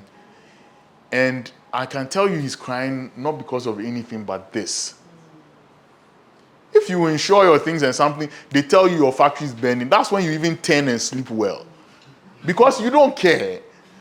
Ask those who drive cars and they are doing comprehensive insurance, not third party, full comprehensive. And they are doing it with a good brand. They don't even, look, the car can burn. In fact, while the car is burning, the person is like taking his time. They say, oh, the car is burning, boss. I'm coming. By the time he comes, the car is properly burnt because he knows he's getting a brand new one. Why are you going to waste his time? So when you get to a certain point, you have to consider that. Looking at insuring your business. Because when you insure it, you know very well that when things go south, at least there's something you can depend on. Are we okay? Great. I want to say something about the insurance. Yes. Remember my husband had an accident where his camera fell into water. Mm-hmm. And then the client was a white person. Have you insured your The camera. Yeah, in Ghana, we won't think about insuring the camera. But if the camera is what feeds you, that should have been the first thing you should have done. Yes, and they were like, we cannot compare with our project. The insurance companies. No, they actually have brands that do some of these things. I think Hollard is one of the few insurance brands we have in this country that tries to do extensive insurance. I don't know how it is for that, but I think when it comes to those things, they try and do extensive insurance. I don't believe in it. Me, the human being telling you about it, I don't believe in it. But when it comes to business, no, I think you can't, especially when you are scaling up, you have to look at those things. You have to look at insurance alternatives. Great. So on that note, we are done. Any questions for me?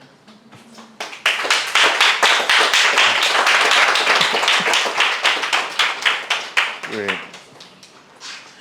So thank you guys so much. If anyone has any question you'd like me to address, yes.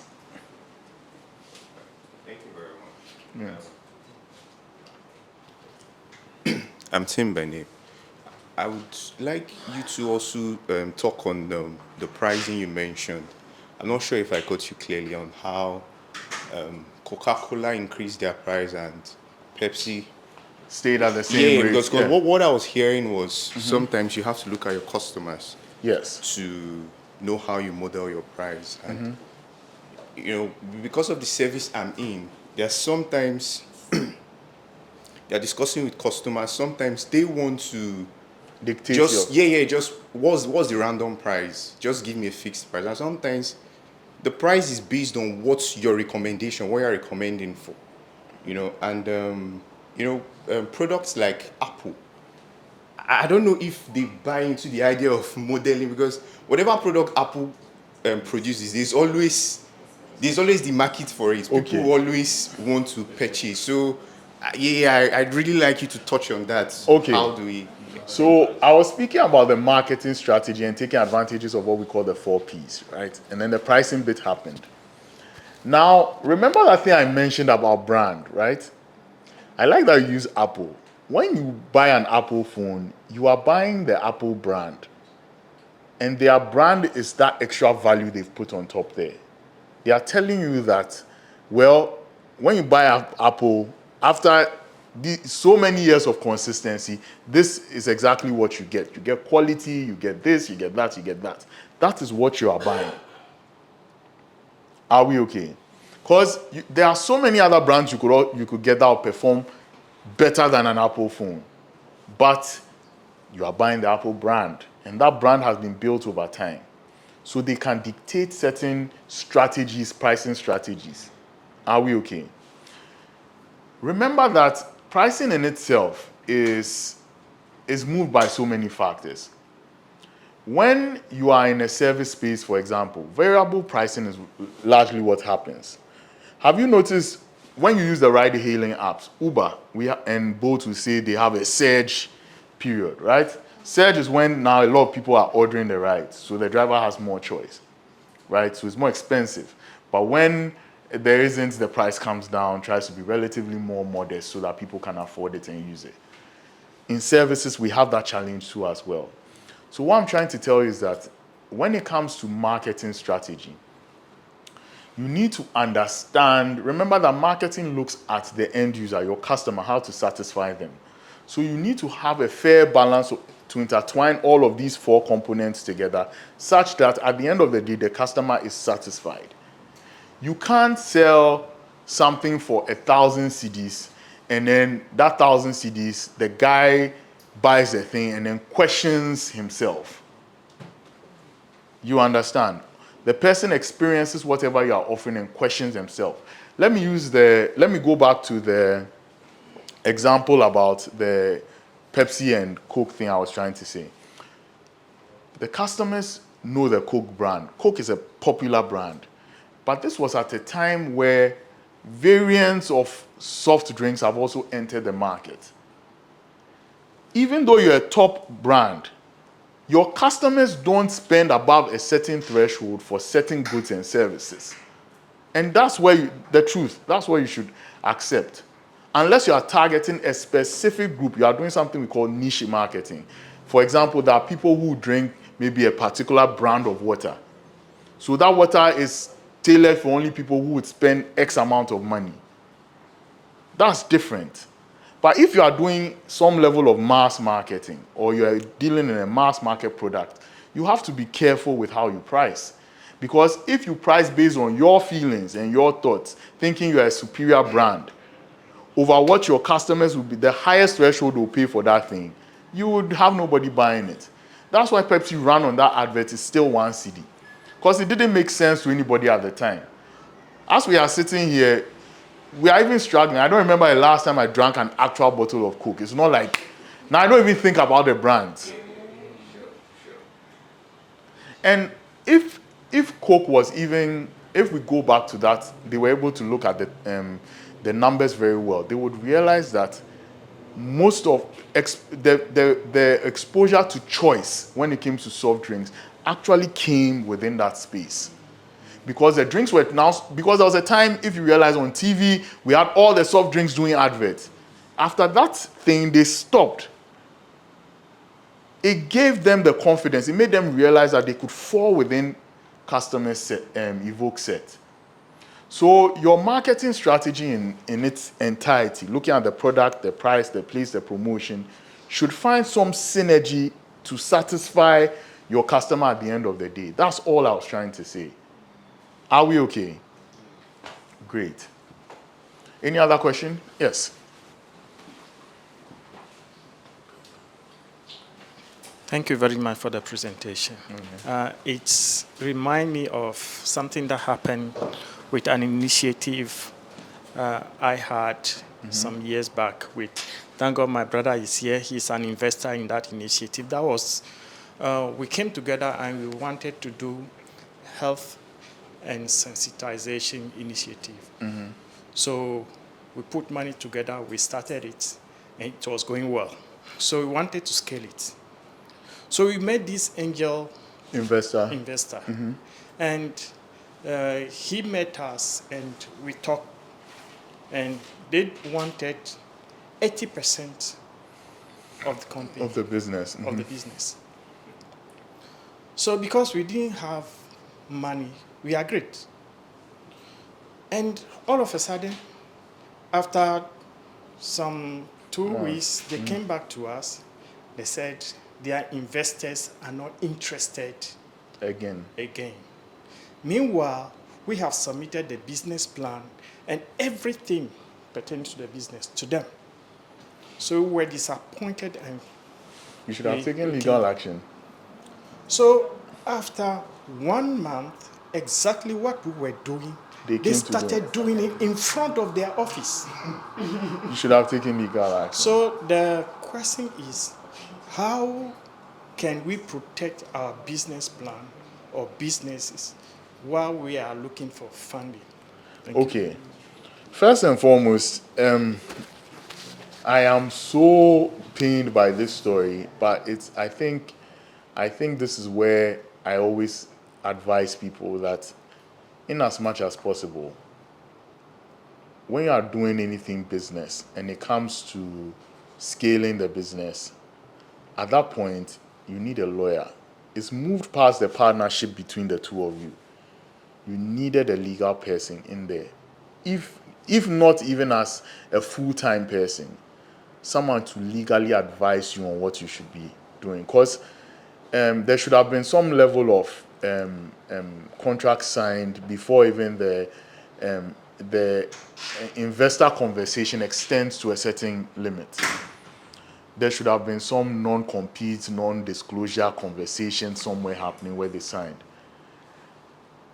As for that, when it comes to scaling business, that's where the lawyers look. If whatever they are going to call, at that point, you need a lawyer, or else you will mess up. And that's precisely what happened in your case.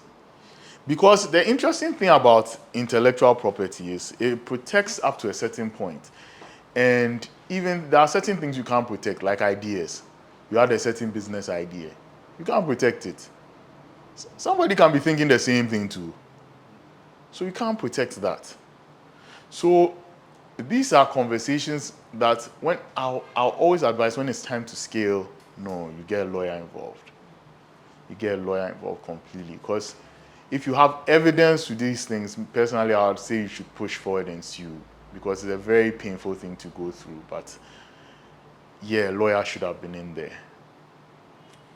We think too much about cost with everything. Ghanaians calculate everything. That's why they say we are stingy men. But yes, I think sometimes you just have to take that little extra step. So though it's painful, I think it's a good lesson learned though. And it's good for all of us to hear this experience. When it's time to scale, try and get a lawyer involved. Are we okay? Good. The question, yes. Okay, so I want to top up to what my brother said, and I want to thank you for the wonderful presentation. My name is Abraham. Great. Everyone calls me AB. Looking at, I used to help people promoting their brands in terms of media. When I say media, some of them how to get your product, good pictures, good videos, or when you want to set up anything. I used to do that, but I realized that most of them took advantage, like from the beginning. I don't know what I didn't put in place, but somebody can come to you. I don't know if they were supposed to be consultants, and then they maneuver to ask you how they're supposed to, set up for maybe YouTube their these things, and then, initially you would think maybe they want to bring an offer so that maybe when I'm also helping you set up your brand, I can sell some of the things you need to you and stuff. So by the time you end up with them, they pick the idea and they purchase everything outside you.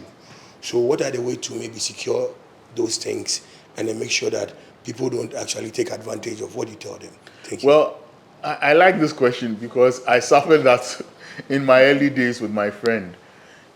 I think one thing, we are not straight people. If someone calls you and they are calling you as a friend for your advice, that's a different conversation. But if this is somewhere you eat from, I think the first thing is, well, this is part of my consultancy. If I would be grateful if we could meet in person to discuss around it so that I could give better advice and offer my services properly to you. That way it formalizes those things. I think sometimes, because it comes in as maybe through some boys or some girls, and it's like, oh, so do it like this, do it like I've experienced it more than I should. And that's one thing I've come to learn. Because the person, truthfully, you didn't tell the person that it's a consultancy thing you're doing for the person. But if you were straight up and you said, hey, actually, this is what I do for a living. I survive off this. So I think it would be better if we meet in the office, or if we formalize and have an online meeting, then we can go forward and then push. It got to a point when I started being very direct, I noticed that those sort of silly calls stopped coming in. Because at the end of the day, if you're only going to call me as a friend and take my business advice, and then the money will come, you don't remember me, then let's keep it, let's discuss the things that make us friends, and then we all move on with ourselves. You understand? I think some of these things we have to move past it. Like I said, So I have a question. So, now I think the fear is that maybe people don't patronize you again. Yes. You know, because maybe when churches, especially, like there were a lot of churches, if they want to, you know, do a brand, if they want to come on media, you know, my name pops up, you know, let's contact AB. So when that thing happened, and then maybe you go formal, okay, now no, this is consultancy work. I need to come and advise you, see the space, and then maybe when I'm coming, I'll need maybe blah, blah, blah, this, but the phone call cuts, you don't hear from them again. no, but AB, that should even tell you something. That first and foremost, then the people who are getting in touch with you are always getting in touch with you because they know they can get it for free. And you are encouraging the bad behavior. So at the end of the day, if people start, if you let it continue, the day you stand up for yourself is when they'll start being like cutting the call. But if, for example, if someone is going to see a lawyer for the first time, they don't know the lawyer from Adam, they are going to see the person for the first time. When they are going, they'll prepare their pocket, that in case of something, they'll pay a little something. If even it's not up to, they'll beg and say, oh, you understand, at least something to show. I have friends I finished school with who are lawyers. And I'm piggybacking on the fact that we are friends. Then I have the conversations with them. And that's why they would open up. But there are certain conversations that will tell you point blank that, oh, this one, unless you come on our firm. And that is how we should be. There's nothing wrong with it. We have to move past the sentimental bit. If we move past the sentimental bits, trust me, we will be creating fantastic brands in this country. So I hope I've helped you with that one. Yeah. Yes. Okay, so 2 more then. I think I'll take a break. So pick. Okay.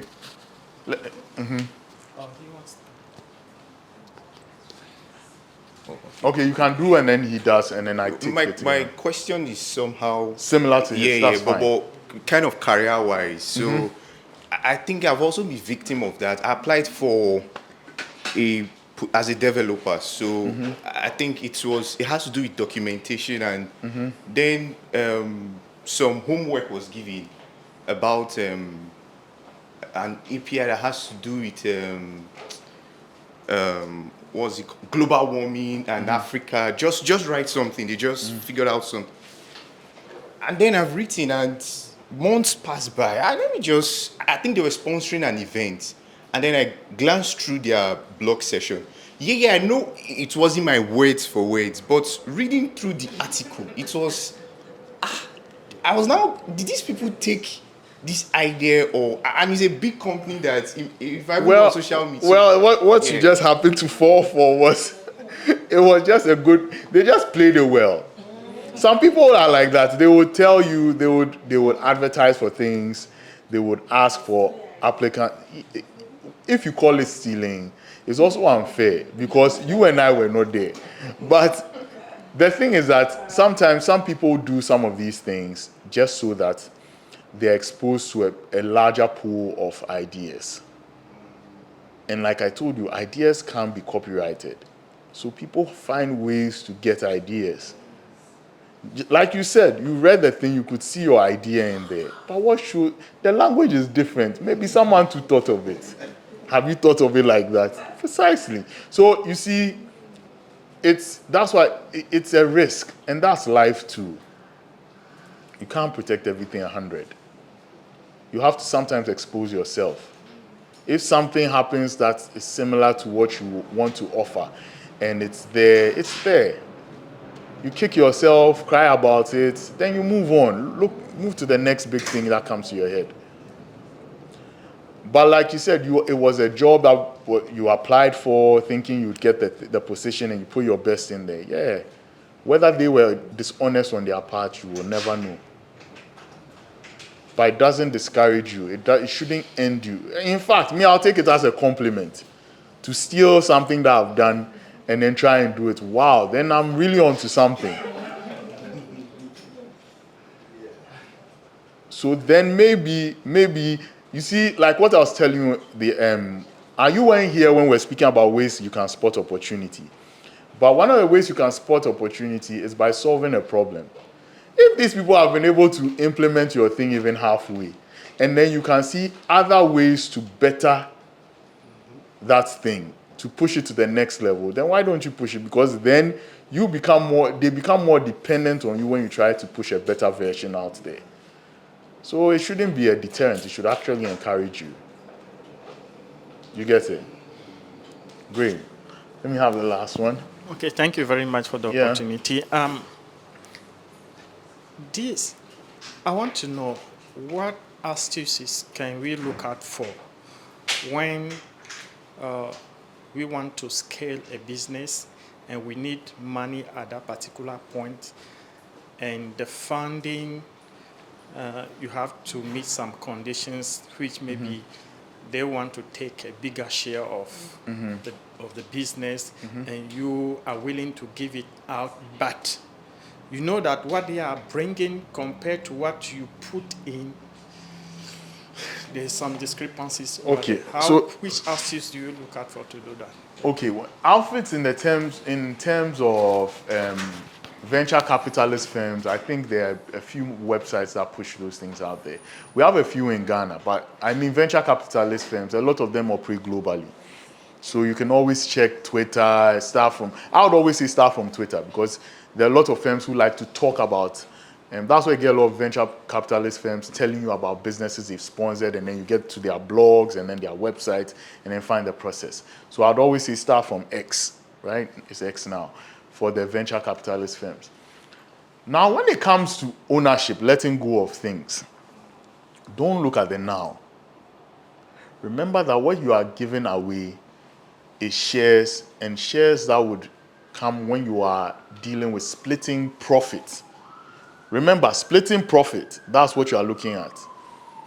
If this business is coming to buy your business or invest in your business, you are going to lose 80%. And that 80%, if they put in money and you do your financial analysis, which of course, maybe you need some financial person to give you some sales projections. Excel can do some what-if analysis.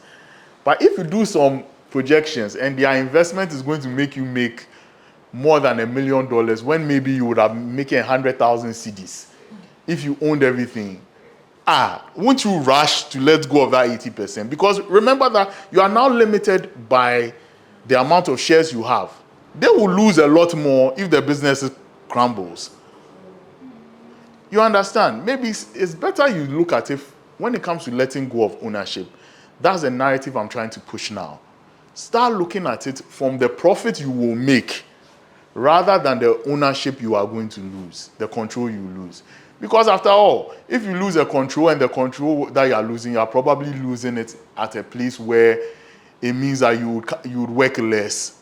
Why won't you take that option? Less work, more money. You can go and do something else with it when you are making your profits. Do you understand? So that's how you should be looking at it. Are we okay? But you mean that you should have a legal backing, because Precisely. accepting the At the end of the day, it's about making sure that when it comes to scaling business, at that level, it has moved past your normal one-to-one. This is two different people who don't know themselves from Adam. Even if they know themselves from Adam, business-wise, you are now coming to meet the person. Their thoughts, your thoughts might be different. if you don't play too well, you will be the biggest loser. So everyone should come to the table with the best support they can. So when it comes to scaling businesses, you need to get in touch with a lawyer, a legal person, in some capacity. Maybe they won't come with you all the way because your money doesn't reach, but at least they can offer advice because you can pay X amount. Are we okay? It will even shock you the moment you tell. There are lawyers who, when they hear angel investor, venture capitalist, they'll say, "Don't pay me. I'm coming to join you." They would, in fact, they would get the best deal for you because they know if they get the best deal for you, they'll get their biggest cut. Are we okay? So yes, those are some of the things. So guys, thank you so much for having me. And I hope to meet you guys somewhere, someplace.